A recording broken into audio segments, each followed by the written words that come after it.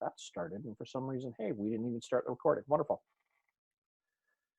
A Syndicate Talk is all about providing that education from human resources to marketing, sales, business structure, financial, accounting, bookkeeping, safety, IT.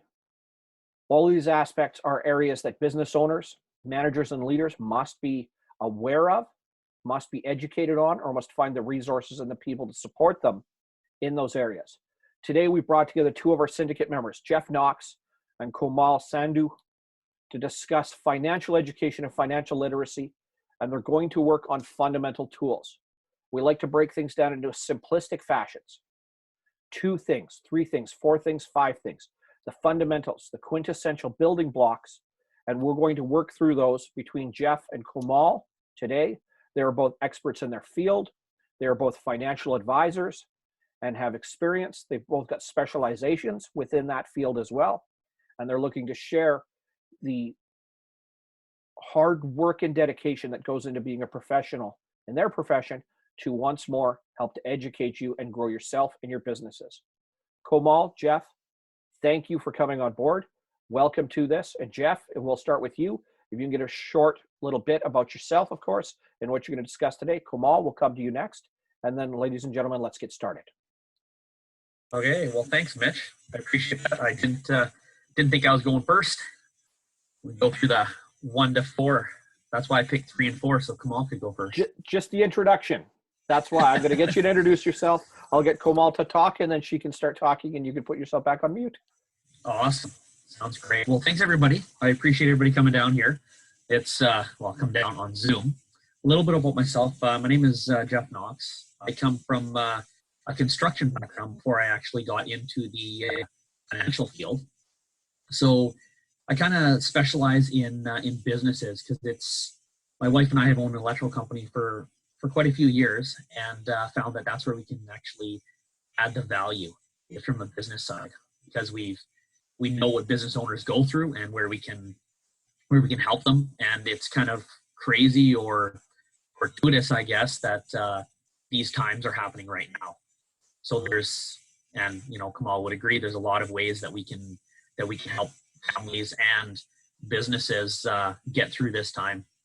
And that's why I'm really appreciative to be a part of Syndicate, because we can actually leverage everybody in this group, and by propelling other people forward, we can bring ourselves forward too. So I'm passed on to Komal.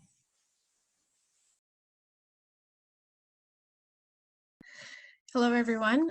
This is me, Komal. Thank you so much for tuning in, and thank you, Mitch, for giving this opportunity to be able to come in front of a lot of business owners and be able to some help for everyone. And thank you, Jeff, for coordinating everything and dividing our task together, and be able to present as much information as we can today. So, Mitch, just let me know if I can start the presentation, or how much time do I have, so that I can make sure I'm able to, I have 20 minutes? Okay, there you go. Okay. All right, ladies and gentlemen, let's get ready. I'm going to share my screen up here. Screen 1. No. Yeah, screen 1. Share. All right, so a little bit of my background. I only come from banking background, so this is all I know. So I have transitioned from a day-to-day banking representative to an independent consultant 2.5 years ago, and started working with individuals as well as business owners in the capacity of helping them as much as I can. So since I have only 20 minutes, so I'm just going to quickly dive in so that I can cover as much information as I can. And I don't know how to run this. Okay, there you go. Okay, so these are the few topics that I will be covering in what financial planning is. First of all, what do you mean by financial planning is actually it's all about setting up the basic principles or disciplines in your life so that you can easily walk on the path of building wealth for yourself. And a little bit about IG Wealth Management. We have been in the business for the last 90 years and serving over 1 million clients. We have 2,000 consultant practices across Canada, and my practice is one of them, and managing over $80 billion assets under management. this is how we are uniquely positioned in the marketplace, as we are part of the Power Financial Corporation. Great West Life, as many people are aware, are also our sister company, and IGM, and that's where we are here. And these are the world-class partners that we work with in terms of providing best investment solutions.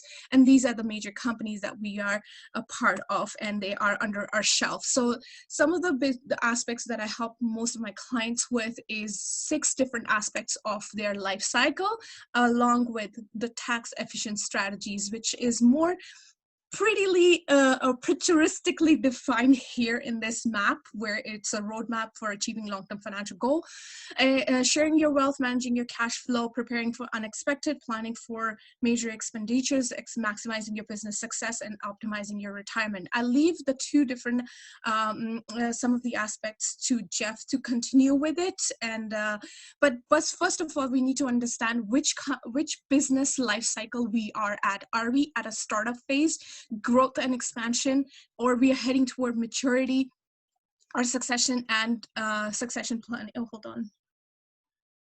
I'm going to minimize the screen. Succession or transition. So if you are a startup, your next phase is growth and expansion. And these are the 4 or 5 bullet points that you need to look into in order to proceed from one level to the another level. If you're a startup, then you are moving to growth and expansion. If you're growth and expansion, then you're moving to a maturity state. And these are the aspects that you should be looking into at this particular point to prepare you for the next phase, next life cycle.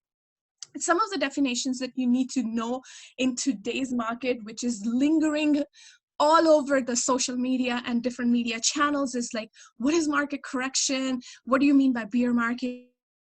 And all of that. So I'm just going to quickly go over what does market correction means.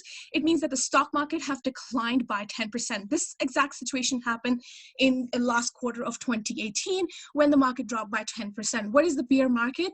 When the stock market declined by 20%. Right now we are existing in the 20%. We are existing in the bear market. What happens is on March 12th, 2020, the Dow Jones declared that the end of a bull market, and we entered into a bear market because the market declined by 20%. At 25,553 points. Now, what do you mean by market crash?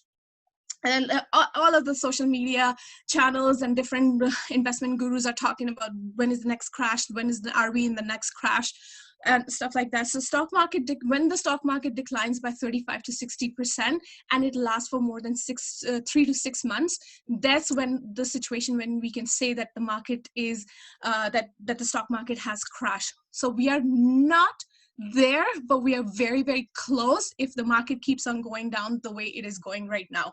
Recession. The next topic is like, why are we in recession? So when the economy declines for straight 6 months or higher, then we can say that recession has hit in. So right now we are not there. We are only in the three months timeline. If it continues more than another 3 months or so, then after that we can say that yes, we have hit the recession and we are in recession. And if that recession continues for more than 2 years and the country's GDP decline more than 10%, that's when the situation is that the economy has got into depression. One of the words that we need to be very, very cognizant and very, very careful about is, which could be lingering in the marketplace, is the black swan. So the black swan is the word when we say that we cannot predict anything, and whatever is happening during that time has massive economic consequences. So right now, all of the situations, for example, even 9/11, a situation that happened in September in 2000, I forgot about the year, but whenever that happened, then at that point of time, it was considered that we're heading into a black swan, but we were not. So some of the things that you need also look into the market volatility, and these are the incidents that happen over the years. how market have performed. So which is equal to the 26% of the times when the market was down. So that means the 74% of the times have the stock market have been in the upward trend. So this is the duration. For example, the longest duration that happened when the market was in recession at that point of time is in September 2000, where the stock market declined by -38. Even in 2008, the market only declined for a duration of only 9 months, although the stock market declined by 43% or so. So we still have a lot of chances that it can recover back, and it's recovering slowly and steadily, but there is still second wave of pandemic or crisis that we can expect, and the next 3 months can be most crucial, which I will talk about what you can do in the next 3 months.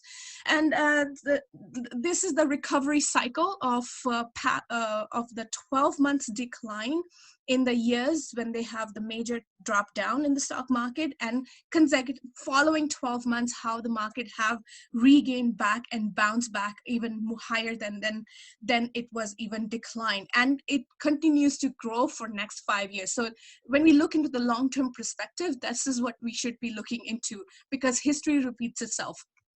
What are the different sources of wealth that you can create as a business owner? One is the value of your business. The other one is your corporate investments, and absolutely your personal investments. So the 5 principles that you should be looking into at this point of time is definitely take advantage of your time. Use time as to your advantage. Right now, you have all the time in the world that you should be working on your business before you work in your business.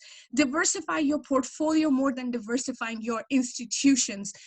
I know that people have different banking and bank with different institutions, and they have 250,000 somewhere else and 300,000 somewhere else, and like they're nowhere considered as a high net worth client. So diversification of portfolio is important, but not the diversification. Shrink your diversification of institutions. Avoid emotional decisions at this point of time. This is not the right time to make any kind of emotional decisions at this moment, to sell off your investments and put it into cash investments.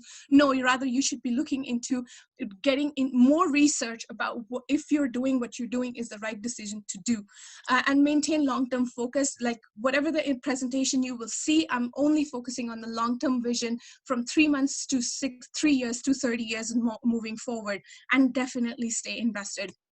Do not touch just like you're not touching anything without touching the sanitizer.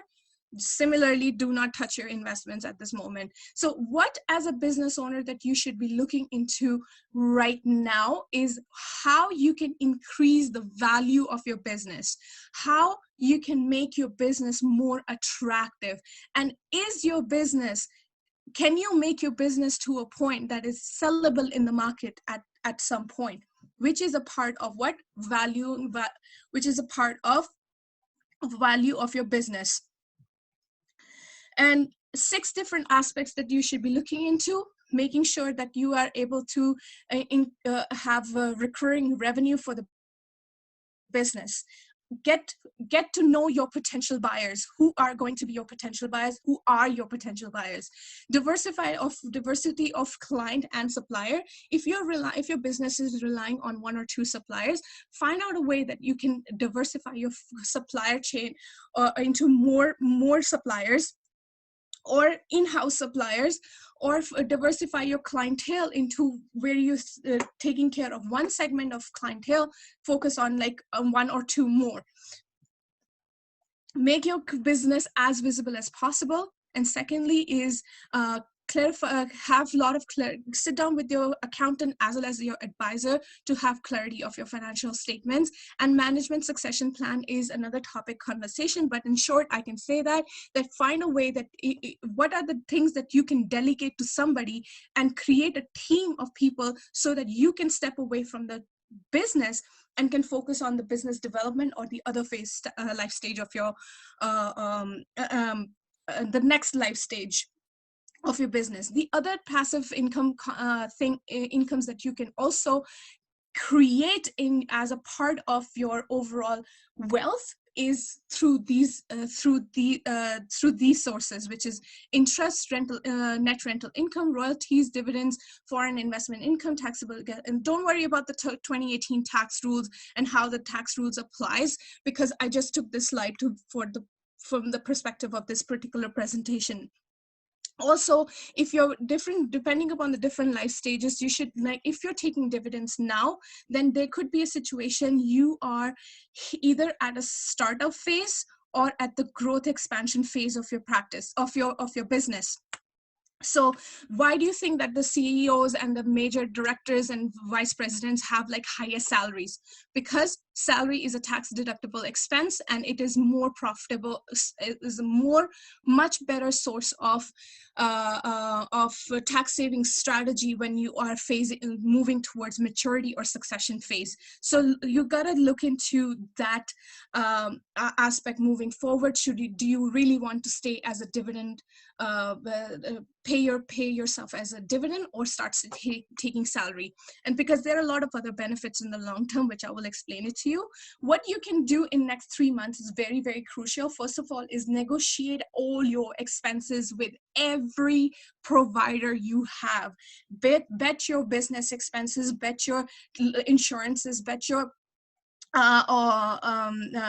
your utilities or anything like that, negotiate, because right now the customer retention is the key for every business.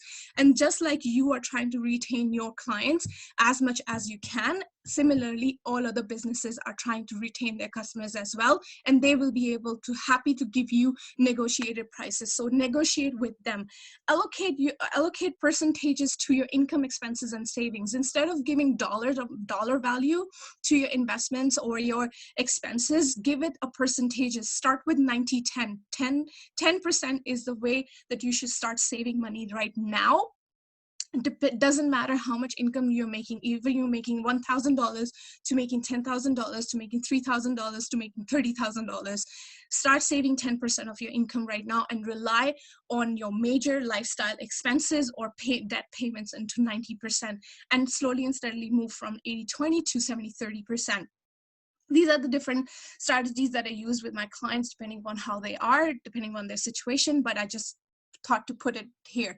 And prepare yourself for not only the next 3 months, because next 3 months are going to be the most crucial, but how you want to be in the next 3 years to next 30 years. For example, if I say, like, if I am a part of a syndicate organization, I don't want to see myself as a part of syndicate organization and in that capacity, like a member of it. I rather look into being a shareholder of syndicate organization, or probably own one piece of syndicate organization in the next, because we all have the capacity and the ability to have our own channels and own clientele, and can own a piece of syndicate organization in the coming 10 years or 30 years or so. So that's why it's important to work on your business at this moment more than working in your business. What does your future look like as a business owner? Okay, so if we are thinking that the government will help us to establish our businesses, or make it run the businesses in the coming time, I think we should start looking towards inside ourselves, what are the strategies that we can use as a business owner. The one long-term strategy that you should be looking into, individual pension plans. This is the RRSP look like, right? We always say, like, you know what, I'm a business owner, I don't need to save any money in the RRSPs. Fine, I understand that. But this is the room it looks like for RRSP when you are depending on the contribution room. But when you look into IPP, it opens up a bigger mouth to accommodate, to create a room for your IPP. What is IPP? Is an individual pension plan. It's like a defined benefit pension plan, which is basically specifically designed for business owners or key employees of incorporated companies. And they have like special funding rules for designated plans depending upon, but it's a little bit cost driven in the beginning, but once it's set up, it definitely solves a lot of issues in terms of providing you a definite pension over the period of time. And why IPP? Because it provides an annual lifetime retirement benefit at the age of 65, and there are a lot of other and this is analyzed every year. And there are a lot of other aspects that goes deeper, but I don't want to go in too much because I have limited time. But who is the candidate for that? Any person, any business owner who is 40 years plus and taking a salary of, not a dividend, but a salary of 100,000 plus. So that's why it's important when you are moving towards from one life stage of a business to another stage. Right, options at the retirement, and this is these are the options. I'm not sure how cognizant I am about my time. Please notify me. Am I on time? 5 more minutes? Okay, thank you.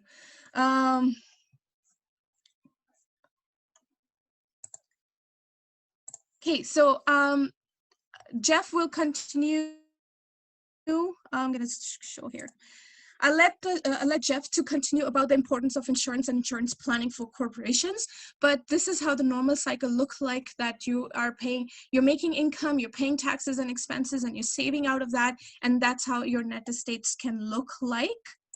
But as you follow the financial plan, we have the ability to calculate detailed cash flow savings taxes over the next 41 years. And if, let's just say, for example, I just took this slide from an example, but if you're doing what you're doing and you've been able to have a net estate of this much $6.7 million with no planning, but we have the ability that which is called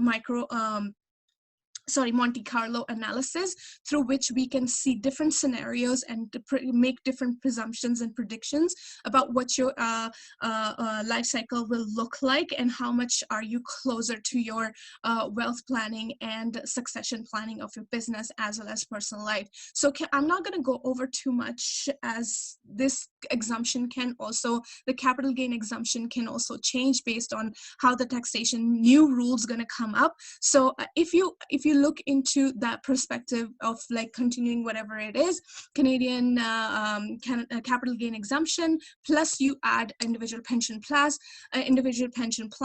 change a little bit, make a little bit of shift on your portfolio and add insurance to it, you not only reduce taxes from the corporation side, but you decrease your taxes at lower at death, and you increase your net estate over the years. And this is how it can look like if you apply one or two or three of all the strategies in order to have your net estate of taxes.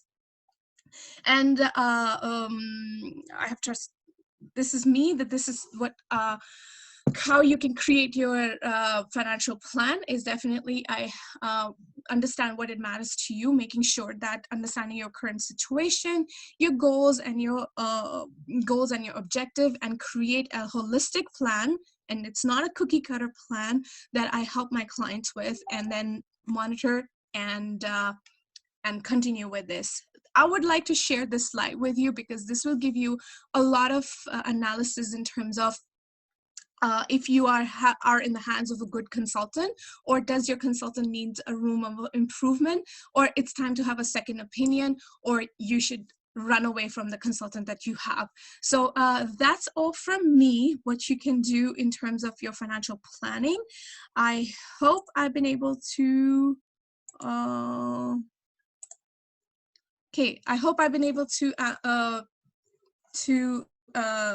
give you an overview of what your financial planning should look like.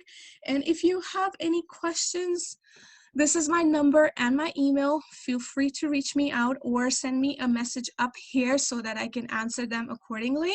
And I think that's it for me now. I'll move it on to Jeff. Kamal, thank you very much. From our attendees right now, any questions for a moment for Kamal before we turn over to Jeff? Anything stand out for the moment? All right, Jeff, the floor is yours. Awesome. Well, thank you very much, Kamal. That was awesome.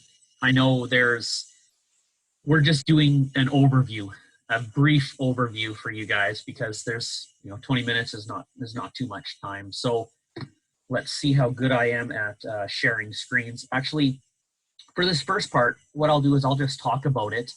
Let me set my timer there. Actually, I won't know. I'll go when So I wanted to just talk briefly about, the 5 different types of personal insurance.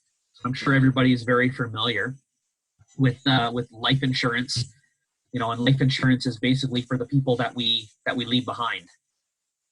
There's a couple of different types of life insurance. One is term insurance or permanent insurance. And the term insurance is like a temporary, kind of like you're renting. It's for a certain period of time. And then, in most cases, it's 10, 20, or 30 years. Permanent insurance, and I'll give a little example after this on the slide, but I do a lot for business owners. So it's like lifelong protection. You can get a cash value based on a tax-deferred basis. Second area is disability insurance. So disability insurance is, well, when you pass away, it's for the people that you leave behind. Sorry, I just said disability insurance. Meant for the living. So it's meant to replace a portion of your income while you recover. And then critical illness.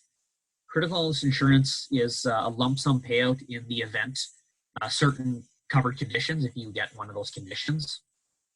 And long-term insurance. So taking care of your basic needs in the event that you cannot do it yourself.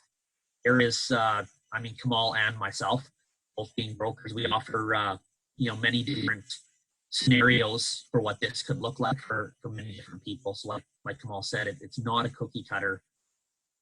It's not a cookie cutter for everybody. So we would definitely customize it for you. And the fifth one is just health insurance. So I know a lot of people have, this medical, dental, massage, chiro, etc. And normally it's from your employer, but I've been reaching out to a lot of people, and a lot of people are getting laid off right now. So their health insurance is not being carried forward. So once that 30 days is over, people are going to be out of insurance. So we have some amazing plans that we have access to that we can actually help business owners who may be unemployed or even employees that are unemployed now carry on with their benefits. So I just want to show a quick, this is one of my, oh wow, why can I not share my screen there?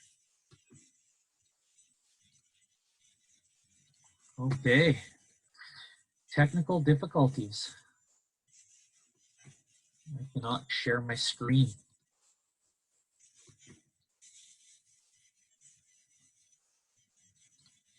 Okay, well, let's see if that will, can everybody see my screen? Can you see my screen, Kamal? Okay, excellent. Good. Yeah, it's not showing the way I want it to, but that's okay. We'll make do with this.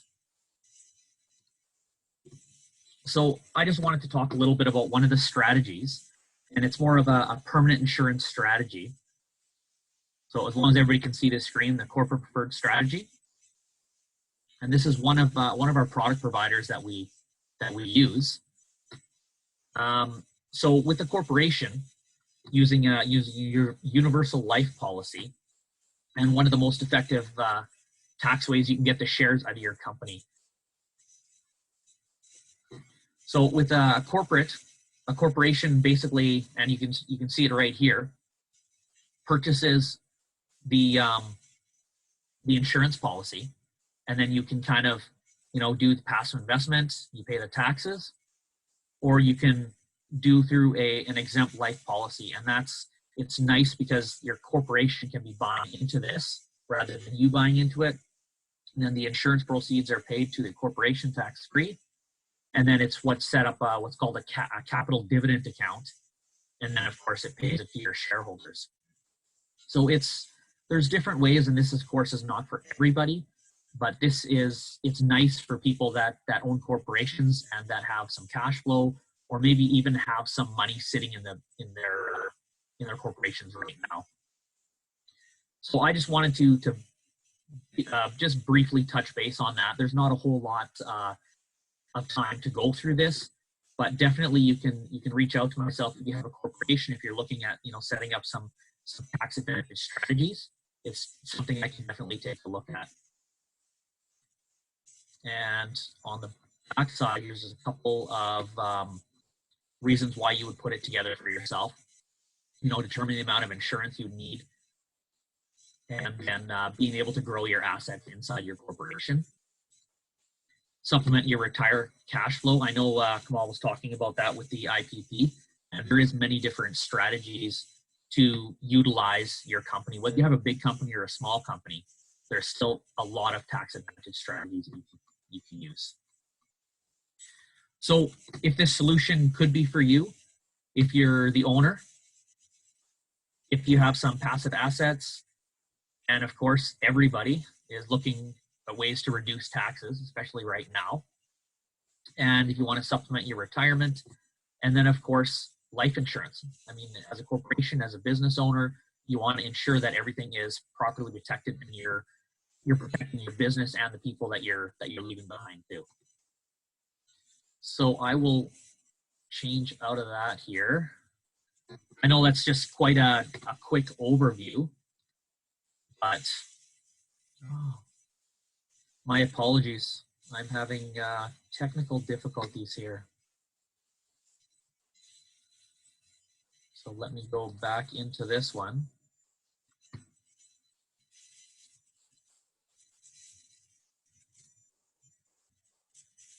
Can everybody still see my screen? Okay. Well, that's the way the cookie crumbles, I guess. Sometimes it's interesting. Awesome. Okay, so I will just leave a fair bit of time at the end here so we can have more questions.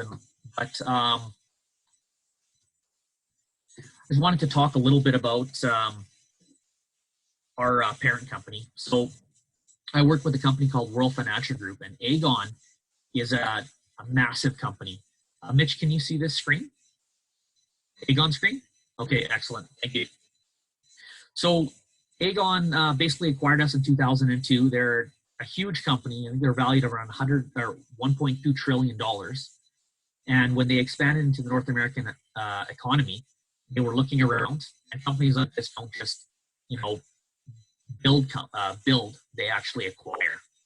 So it was nice that they were looking and they acquired us. They saw a lot of value in it. And with World Financial Group, basically we're a broker. So because we don't have any of our own products and services, we actually shop the market and find out what's best for your clients. And then of course we do that at no cost. I wanted to piggyback a little bit on what Kamal had said. So this slide here, it's the times that we're having right now, it's crazy. But I'm sure we would all agree that we don't want to actually worry too much about the market and about what's going on right now. You gotta think of it from a long-term perspective and not from the short term of what we're going through right now. And a lot of people talk about timing the market, but I would kind of submit to you that it's not timing the market, it's time in the market. So the longer you're in the market, the better it is. And this kind of just shows, and if you look here at the orange dot, it represents the bottom. Now, we don't know if we're at the bottom yet, and it doesn't really matter if we're at the bottom yet or not.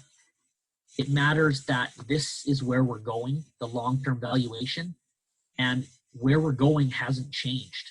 The only thing that has changed is where we're starting from. So you have amazing stocks and companies and funds available to you right now, and they're on sale. So your strategies haven't changed because your long term is still where it is. Does this make sense? talking about timing the market. So basically, this kind of talks about if you were to try to time the market and jump in when you think it's the right time. So if you missed 10 days by timing the market, you would essentially, oh, let me go back there. So this is $10,000 invested over 20 years. So, the 20 years, this is how much you would make if you had that $10,000. But if you tried to jump out of the market and out of the market and into the market, and you missed just 10 of the top trade days, you would essentially cut your returns in half. So I won't go through the rest of this for time, but it shows you that you really need to not think as much about emotionally investing and just hopefully rely on your financial advisor that you have. And I love that slide that Kamal put up there about should you check a second opinion or should you run from your financial advisor. That's awesome, and it is very true. It's very true. I'm not going to get into this. This is just kind of the GICs, and unfortunately a lot of people have their money in GICs, and a lot of people in times like this, they run to the GIC or they run to the T-bill.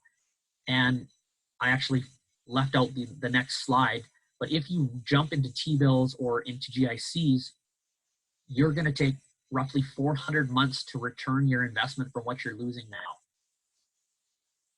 This is very elementary, a simple analogy, but I like to show it because it's the power of compounding. So $100 a month for 35 years. So from age 30 to age 65. So if you were making no money on it, that would be $42,000. 3%, it would be $72,000, 6%, $133,000, and 9%, $258,000.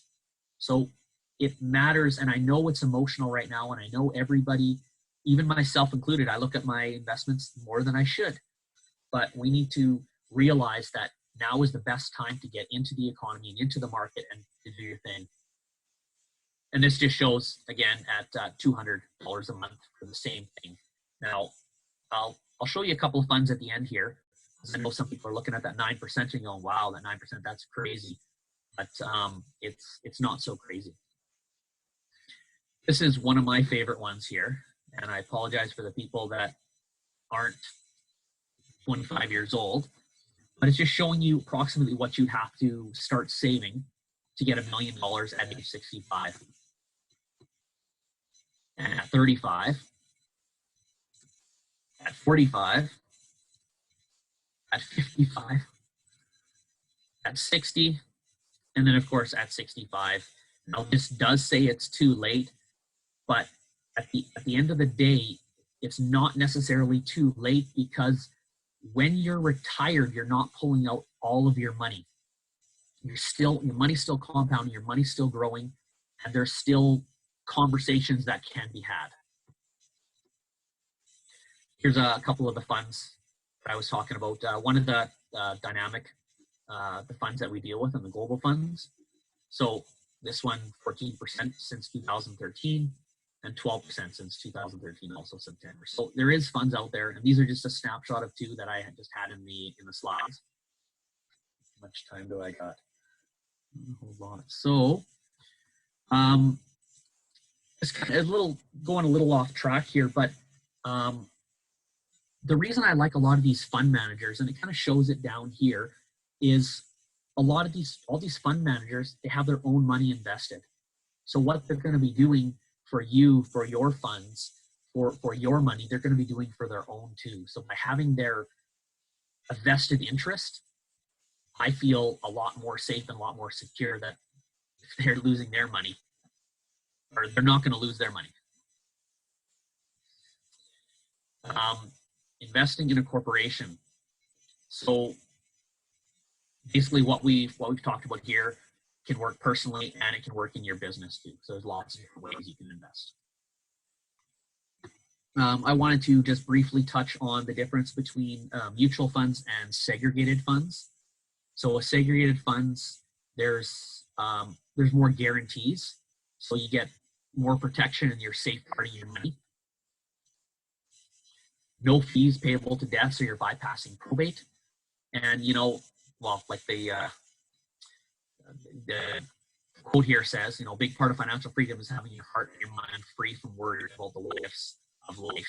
And right now, there's a lot of people that are extremely nervous about their money, and having, you know, guarantees is just, you know, one more peace of mind. Of course, like I just said, it's also faster payments to the beneficiaries, and you know, bypassing probate and privacy. I did not know about this one before, but with your will, when that stuff goes to your will, that stuff, you know, somebody can go to the court and they can actually bring that up. So when you have segregated funds, it goes directly to their beneficiary, and that is not, somebody can't access that through the court system. I don't know if that's important to some people, but a lot of businesses, it's very, very important. And then, of course, creditor protection. If you are falling on hard times, especially now, you have the peace of mind and the comfort of knowing that, you know, whatever you have left to your beneficiaries is actually going to go to your beneficiaries, not going to go to your estate, and then have the chance for creditors to take it before it even gets to your actual family. A plug, of course. There's a lot of things that a lot of people are doing now, and you know, checking out your portfolio and seeing where you can go or what you can do never hurts, and it's complimentary to get that financial needs analysis. I wanted to show one more thing here. Well, I got some time. Yeah, a couple minutes. And I apologize for the technical difficulties. I don't know what is going on with my screen.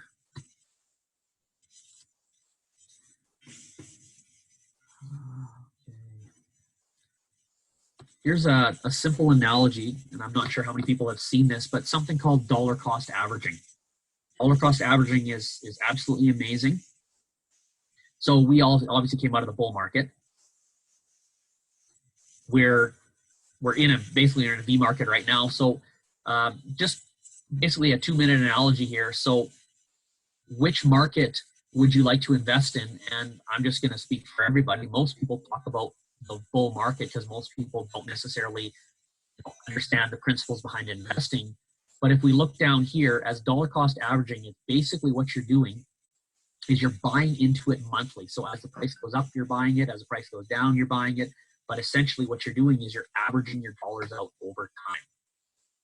So if we took a look at this, how dollar cost averaging can help, let's say you're, you know, the $100 investment and you're buying it at $10, so you purchase 10 units. And I'll just fast forward here. So basically your book value, $1,200, your market value is $1,300, and your profit is $152. But with the dollar cost averaging, because you're buying it as the price is dropping, here, price is continually going up. As you're buying it when the price goes down, and then the price goes back up again, you're basically 4 times your profit that you would have in a regular bull market or a regular volatile market. So when people say, you know, now is the best time to buy, it truly is the best time to buy. There is amazing companies right now that are on sale. They went down in price, but just on paper, they still have amazing value.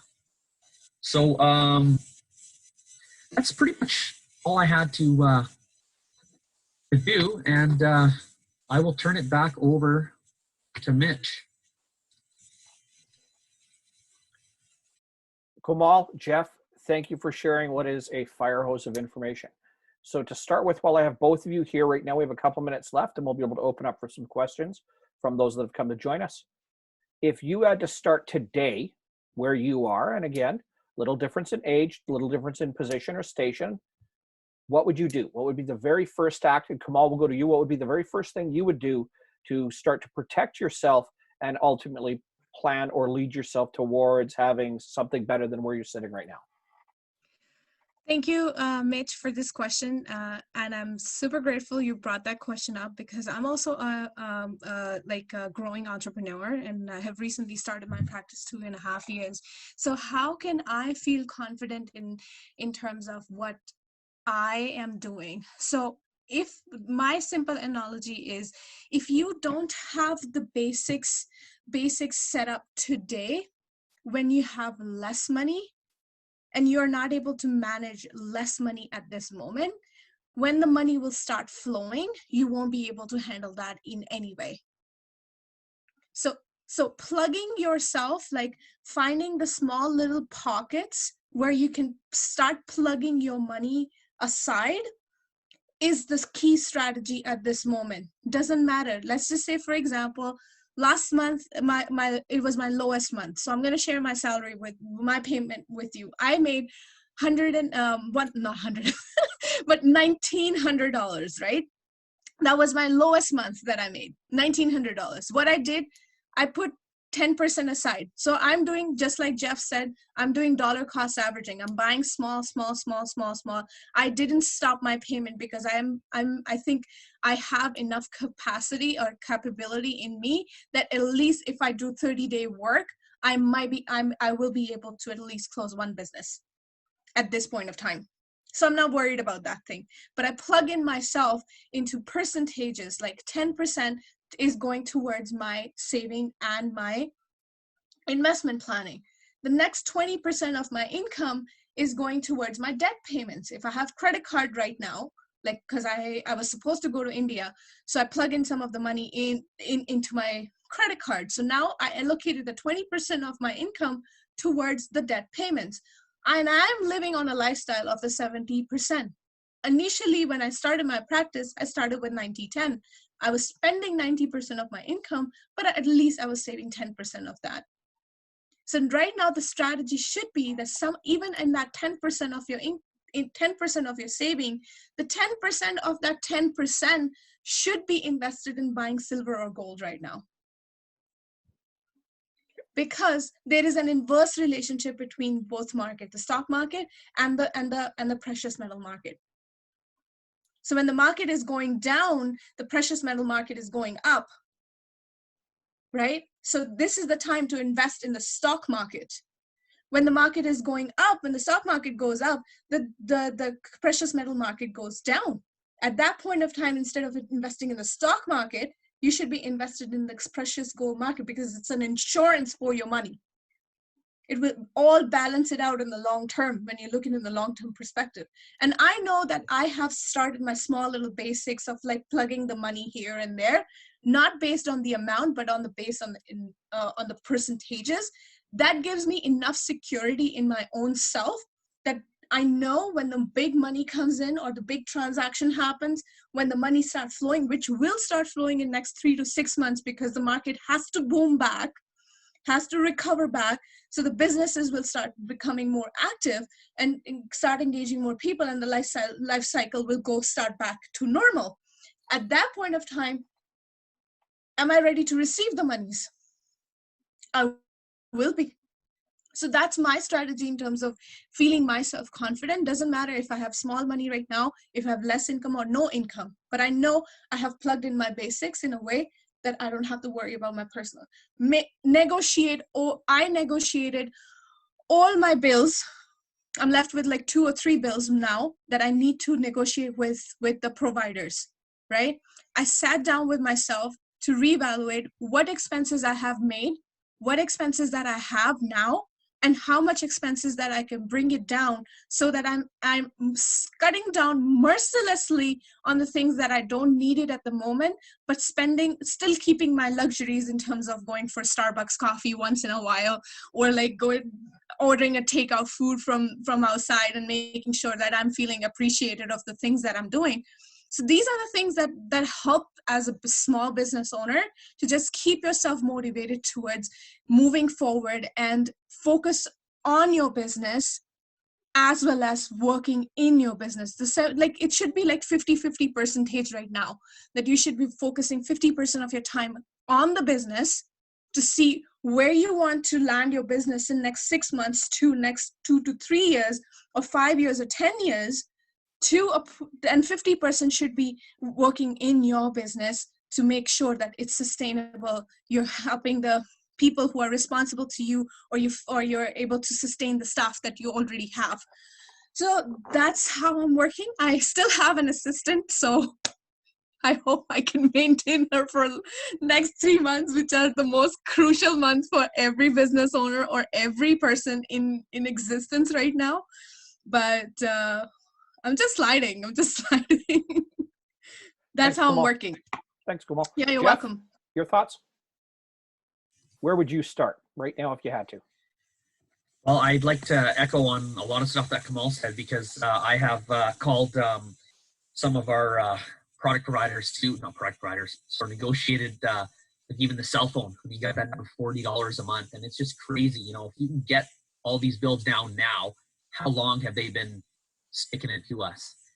So one of the big things, and you know, I echo exactly what Kamal said, is paying yourself first. Find out what you can put away now and putting it away now, not afterwards, because we can all spend it. You know, my wife has a bunch of direct withdrawals coming out of the bank account all the time. I don't know where they go, but they're directly coming out of the accounts. And what I was thinking about the other day is there's a lot of money right now that I'm saving that we're not eating out. Well, we weren't eating out very much before either, or on fuel. I mean, how much fuel are you not spending right now? Take that amount that you would have spent anyway and put that money away, because it's not money that you've saved. It's money to invest. I mean, saving doesn't make you money. So just by taking the money that you were already spending before and redirecting it before you can, I guess, waste it.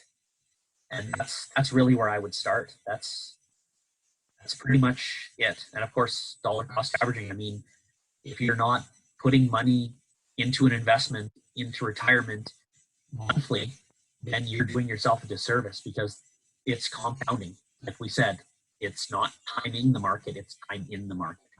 And the longer you can keep that money in the market, the better you're going to do. Jeff, thank you very much. If I can summarize briefly before we sign off for the day as well, and to hear some of what we heard today, these are the tools and implementation, the things that you have to look at that are cornerstones or foundational. In some respects, some of us on this call might be hearing this for the first time, or you might be hearing it repetitively. In other words, we've heard this same thing over and over again repeatedly, and we're thinking, okay, well, what is there new? There's nothing new. It is a fundamental process. It is a simple tool base. Start with where your money is and where it's going. Look to control it, understand it better. Make savings and cost exchanges, cost differences, or cost decisions to the best of your ability. Find a rule of thumb for setting aside a certain portion of the money that you earn on a regular basis, and put that in a spot where it's going to be working towards your medium and your long-term goals and range. Have a plan for those expenditures and even some of the fun that you're going to want to have in the near future, longer-term future as well. Plan for that. And lastly, be very conscientious and cautious about what you do with your money. It is precious. As we can see right now, yes, our world revolves around how much money we've got in the bank, or how much we have in our wallet, or how much we keep in an envelope, or how much we bury under our mattress. But the reality is that money is precious because it maintains our families, our lifestyle, and keeps us whole. So when something threatens that financial security, it pays to start today. It might be in a very terrible time economically, but there's also advantages to be had because of it. So if you can find whatever it is that you have and invest towards making you now and in the future stronger because of it, when the next challenge comes to us economically, socially, etc., we're going to have the ability to protect ourselves far better and to be better prepared to deal with it. Jeff and Kumal, thank you for sharing your insights, suggestions, education, and resources with everybody that came and joined us.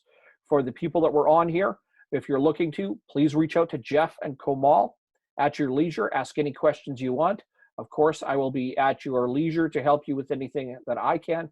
And watch for the replay of this webinar moving forward in the future, and the next seminar series in the Syndicate Talks as we provide more business education. Ladies and gentlemen, have a fantastic afternoon. It has been a pleasure seeing you all, and have a great day.